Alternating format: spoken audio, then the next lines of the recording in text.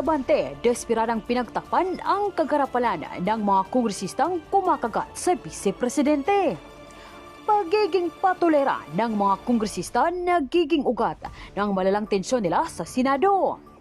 Pero bago ang lahat, kung hindi pa kayo nakapag-subscribe sa channel na ito, please do subscribe para mas maging updated pa kayo sa mga susunod kong mga videos. Hayagang dinipensahan ni House Spokesperson Attorney Princess Abante ang kanyang mga kasamahang kongresista matapos ang pamumuna ng Senado sa kanila. Dahil nga sa sobrang gigil ng mga kongresista sa impeachment ay napapakita na nila ang kanilang totoong baho at pagiging iskandalosa. Dahil sa sobrang defensive, hindi rin pinalagpas ni Abante ang pahayag ni Attorney Rejie Tungol na kung saan pinuna ni Abante ang umano'y pagbibigay depensa ni Tungol sa Vice-Presidente. Narito ang pahayag ni Abante na siyang patunay ng pagkabahaga ng kanilang mga buntot. From the House spokesperson, inaaway po ba ng Kamara ang Senado? Wala naman kaming inaaway. Kami lang ay ini-emphasize lang namin kung ano ang naging tungkulin namin at nagawa na namin, inaantay na namin na gawin ng Senado ang kanila namang obligasyon at responsibilidad at tungkulin doon sa saligang batas patungkol sa impeachment proceedings, lalong-lalo na sa pagtuloy ng impeachment trial. Hindi po kami nangaaway. Siguro din, ang ating spokesperson, wag din magsalita bilang parang sa depensa. Do not speak for the defense. Speak for the impeachment court. Opo. And last follow-up na lang, ma'am. Kasi, ayun nga, na-interview kasi na-interview din si Attorney Odi Bukoy sa isang show sa ABS. At ang sabi nga niya dito, parang parang lawyering for VP Sara yung panig nga ng Senado. May sinabi siya, if you will recall, I heard a soundbite from the statement of the Senate spokesperson, Attorney Tongol. Sinabi niya, you know, if I were the Vice President, I will file a motion to dismiss. Why is he hinting? Why is he telegraphing? Hindi po ba? So ano po yung masasabi ng Kamara tungkol dito? At paano kaya to makakaapekto kung may mga ganitong stand yung Senate Impeachment Court? Paano ito makakaapekto sa prosekusyon? Siguro ang ating spokesperson ng impeachment court ay ini-echo lang yung, kasi as a spokesperson, you speak for the body that you are representing, no? So baka yun yung naririnig niya mula dun sa nire-represent niya. Kaya nga sinasabi natin, we want to see an impartial, transparent impeachment court na handa tanggapin ang ebidensya, handang pakinggan ang ebidensya at magdesisyon ayon sa ebidensya na kaya nating na ilalahad at ipepresent ng prosecution panel pag tinuloy na nila ang impeachment trial. Okay, thank you po. Thank you, Mela. We will now hear a question from Billy Vegas of Abante Politico. Attorney, magandang hapon po. Attorney, hingi lang po ako ng reaction doon sa sinabi ni Senator Amy Marcos. Sabi po niya, bakit ako na senador ang hinahanapan mo ng aksyon? Yung amo mo dyan nakatira, bakit hindi mo tanungin? Lahat kayo sa akin nakatingin. Sana ako na lang ang nagpresidente. Una, bilang senador, kasama din naman sa tungkulin niya yung pagbalangkas ng budget ng bansa. Galing sa House, papunta sa Senate. Kaya nung kinwestiyon niya yung kung ano yung nangyayari sa pangangalaga ng San Juanico Bridge, sinagot lang natin na alam ko, sigurado ako. Based on records, meron din namang mga pondong nailagay for the maintenance ng San Juanico Bridge since 2018, mismo advocated by the congressman, the representative of the 1st District of Leyte, para nga mismo dun sa San Juanico Bridge na yon. Ngayon, kung tatanungin niya kung ano yung nangyayari, dapat lang tanungin din bilang senador, ano din ang nagawa niya para sa San Juanico Bridge. Total, hindi pwedeng tanong lang ng tanong eh. Kailangan nagtatrabaho. Lalong-lalo na, malapit din naman sa puso niya ang San Juanico Bridge, ang Leyte. So, instead na maghanap ng ituturo para sisihin, dapat nagtutulungan, both from the House at sa Senado.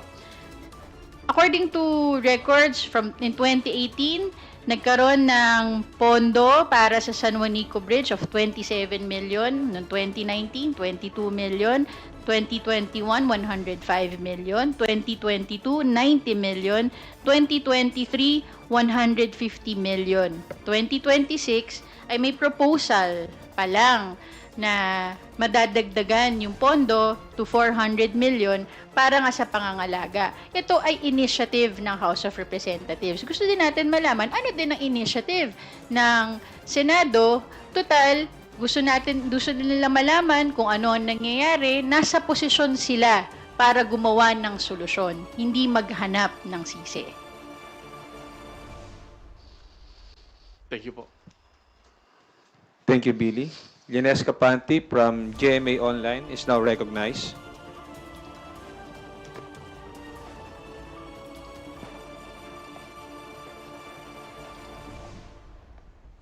Good afternoon po, ma'am. Yung balikan ko lang po yung sa ombudsman.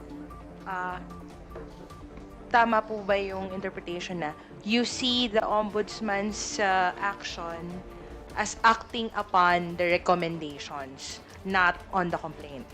It is stated, I read it dun sa reports that it is stated in the order to file a counter affidavit that it was acting on the recommendation of the Committee on Good Government and Public Accountability.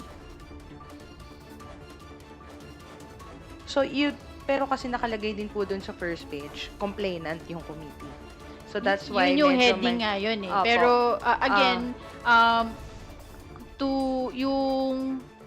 kung merong naging complaint na final ang committee, wala po akong pagkakaalam na may complaint na final. Ang meron po kaming pinadala sa ombudsman ay yung pag-furnish sa ombudsman nung committee report na na-adopt ng plenary nung huling 19th Congress. So, the heading may state that way, but the body states otherwise, that it was the ombudsman acting on the recommendation of the committee. Okay. Ma'am, follow up lang po. The ombudsman's tenure, the current ombudsman's tenure is about to end by end of July, I understand. So, do you find the timing, of apparent motu proprio investigation, do you think the current ombudsman has enough time to conduct the probe? Well, the person will not be the one to do the investigation. It is the body that will conduct the investigation, the ombudsman as the institution. So, if the institution starts its investigation, it will proceed regardless of the personalities in it. Yes, na po. Are you not worried that, maybe there's a possibility na i-dismiss ng ombudsman yung findings ng committee? Mag-release sila ng ruling na this has no basis even before the impeachment trial could proceed? The recommendation of the committee, naniniwala naman din ako na nung naglabas sila ng recommendation na yon ay meron silang sufficient evidence to make that recommendation from the hearings that they conducted. So, I will leave it at that. Again, wala pa kaming kopya nung order. So, hindi ko rin masasagot yung ibang matters tungkol dun sa issue ng ombudsman. Thank you, Linesca. Isa Bendaño Umali from GMA DCBB. Please proceed with your questions. Magandang hapon po, attorney. Your reaction lang po kasi bumiyahe po si Vice President Sara Duterte papuntang Australia at kabilang daw po sa itinerary niya, sasama siya or makikilahok siya dun sa rally, Free Duterte Now. So ano pong reaction dito ng House? Thank you po. Sarah all. Pero alam nyo, hindi ko alam kung if that is an official travel or if it's a personal travel. But lagit-lagi bilang halal na opisyal na bayan, yung oras mo na ginugugol sa loob at labas ng ating bansa at ito man ay pang personal o opisyal, dapat para sa taong bayan, hindi sa personal na interes. Para hindi nasasayang ang tiwala, ang pondo, at binigay na mandato ng Pilipino sa atin.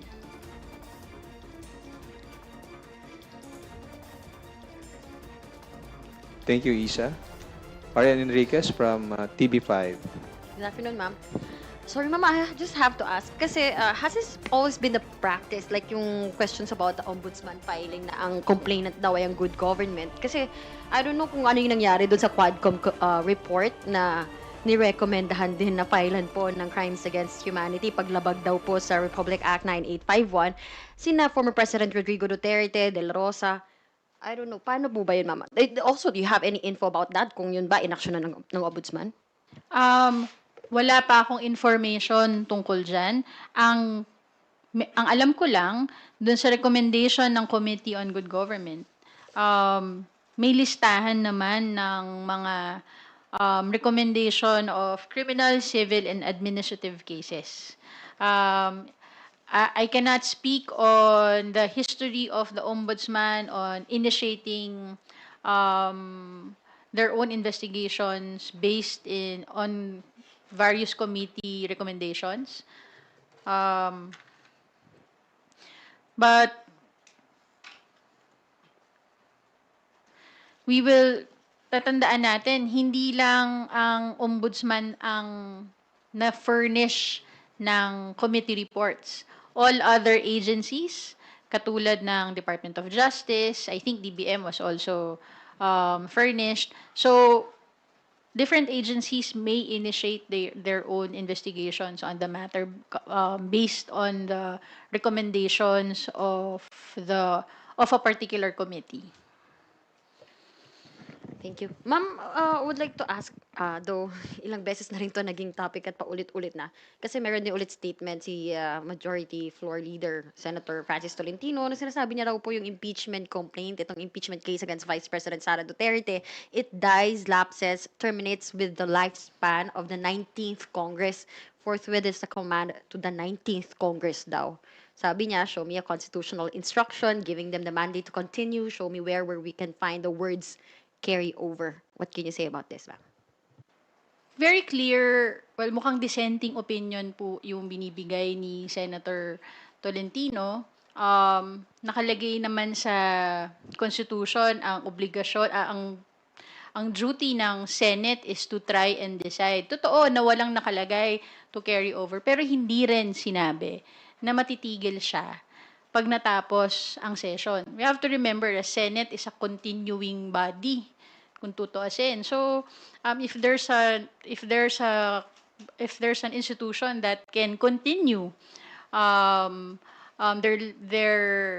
their duties beyond the sessions, the Congress, mukhang ang Senate din yun. Again, the House maintains its position that the Senate may try and decide the impeachment proceedings. Tuloy-tuloy po ito. Walang tigil. Hanggang matapos ang pag-present ng ebidensya, matapos ang pagkakataon ng depensa na mapagtanggol ang kanyang sarili, hanggang matapos yung pagkakataon ng mga senator judges na mag-decide dun sa merits ng kaso. Ma'am, balikan ko lang po what you mentioned earlier. you said, do not speak for the defense, speak for the impeachment court. I think was regarding to spokes tungkol ng impeachment court. You also reacted on yung sinabi po ni spokes Bukoy doon nga kay against tungkol. Sabi mo, as a spokes, you speak for the body that you are representing. Yun yung tingin ni Attorney Bukoy. Kayo rin po ba? Tingin nyo yun yung ginagawa ni Tonggol? He's speaking for the defense team. Well, yun yung lumalabas dun sa pag-question niya eh. In fact, yung I think nabanggit din to ni Attorney Bukoy, yung hindi pagtanggap ng House dun sa dokumento na walang kahit na anong nakalagay na label, wala naman kaming narinig mula sa defense team. Ang sumita ay ang spokesperson. So,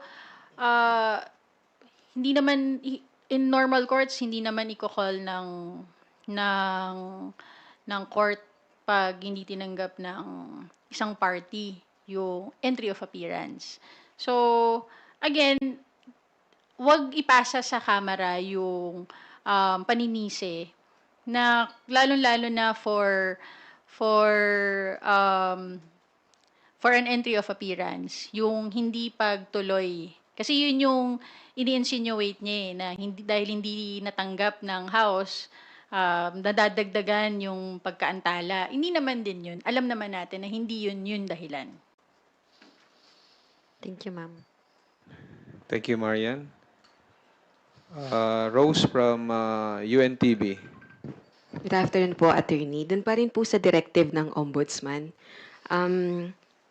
Nabanggit niyo po kanina na hindi po ang House ang complainant, pero bilang tumugon po yung Ombudsman sa recommendation ng House, Good Government and Public Accountability, your reaction, kasi June 10 na ipasa, yun pong pag-approve ng plenary, June 17, na-receive ng Ombudsman yung committee report, and after 3 days, they acted upon it.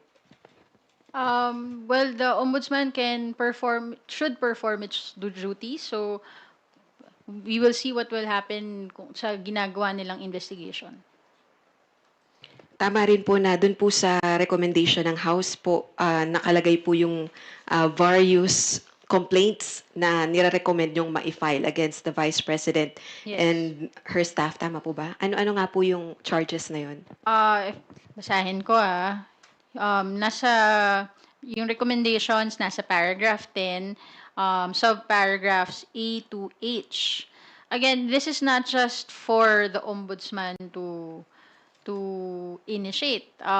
We furnished all other agencies, so kung sino yung mas appropriate agency to conduct their investigations. Ito sila.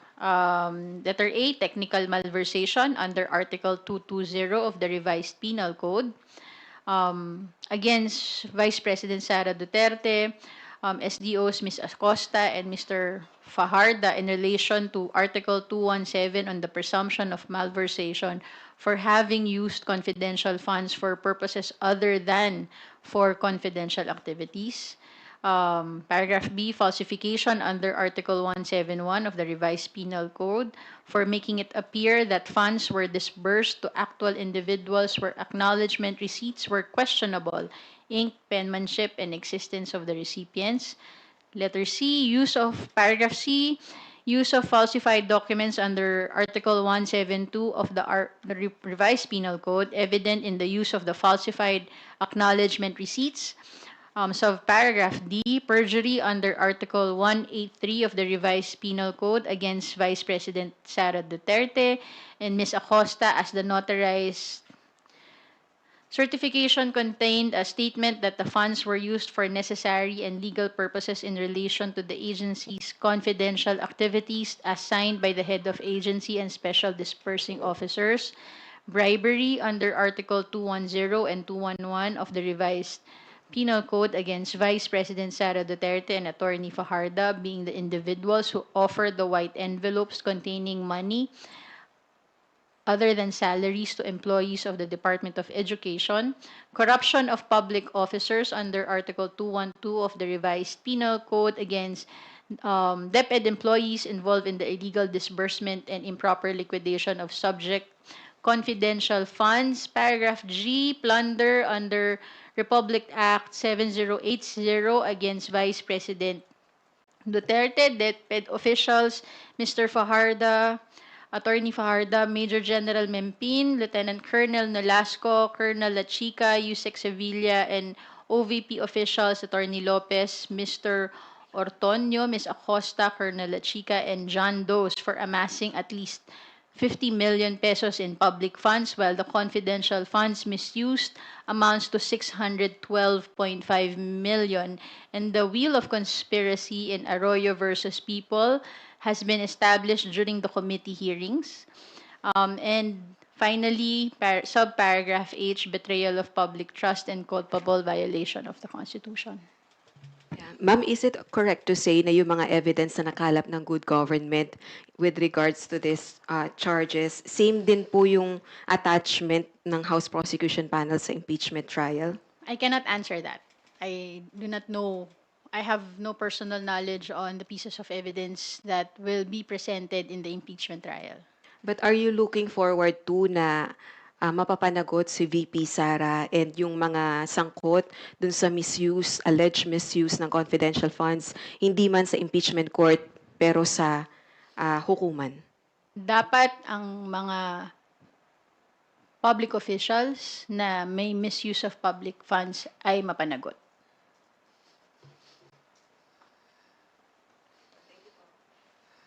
Sorry, last na lang Kuya Ray.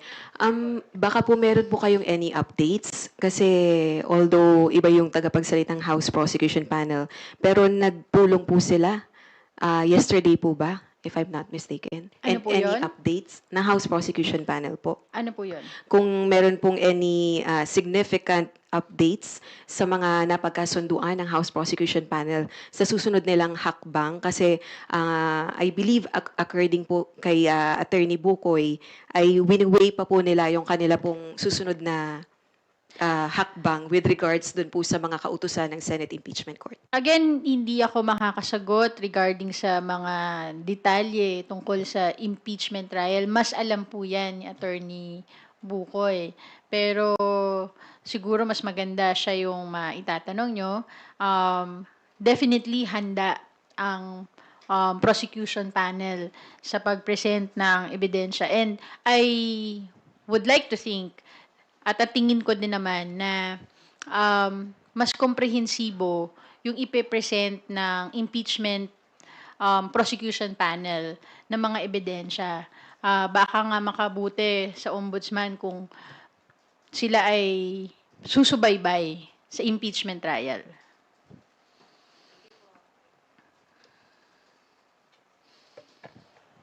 Thank you, Rose. Are there any further questions? Okay. Big Sumintak from Net25. Attorney, clarification lang. Kasi according to the report, the ombudsman acted upon doon sa committee report ng House Committee on Good Government. And the House is not the direct complainant. So is it safe to say that the House of Representatives, based on the approved committee report in the plenary, is the indirect complainant on that matter? I cannot answer that at the moment. I want to study further yung ang ibig sabihin nung nilabas ng ombudsman. Ang kaya ko lang sabihin yung mga factual na information na meron ako. Thank you, Vic. If there are no... okay, Lenes Capante again from GMA Online. Promise yan, Sorry. Kasi po, don't you find it suspicious that the ombudsman will identify the House as a complainant when it could have easily said that acting upon on the recommendations, we are doing this multi-prop investigation. Why Bakit did it nga? have to identify the House as a complainant in this case? Bakit nga, 'di ba? Pero again, ang sasagutin ko lang sa inyo, yung factual na meron ako. Ang mga tanong na yan, tatanungin ko din. Pero ano ba? May issue ba kung ang House of Representatives ang complainant? For the record. Sa ngayon, again, ang ginawa lang kasi ng House is to furnish them of the committee report eh. Kaya gusto ko munang tignan mabuti yung saan nanggaling yung pag-identify na ang House yung complainant. Sa record ng House, wala pa kayo na-encounter na ganito? Kaya nagtataka rin ba talaga kayo? Ako hindi ko masasagot. So I have to confer with the House officials to check on this. Kasi ma'am, wala rin po binibigay sa media, sa ibang outlet, media outlet, wala pong binibigay na kopya yung ombudsman. Wala din po kami. Tatanungin niyo ba yung ombudsman, ma'am? Wala pa po akong kopya eh. So Susulat kayo sa ombudsman para malinawan. malalaman ko mamaya siguro. Aalamin ko muna kung ano yung hangga't wala akong kopya, hindi ko mapapaliwanag kung ano yung pinanggalingan nung sa ombudsman. Ang kaya ko lang masagot ay kung ano yung meron kami on record. But what was running through your mind when you saw that document? Kasi kanina when Nasel was asking you, bakit nga? So, ano po yung nasa isip niyo na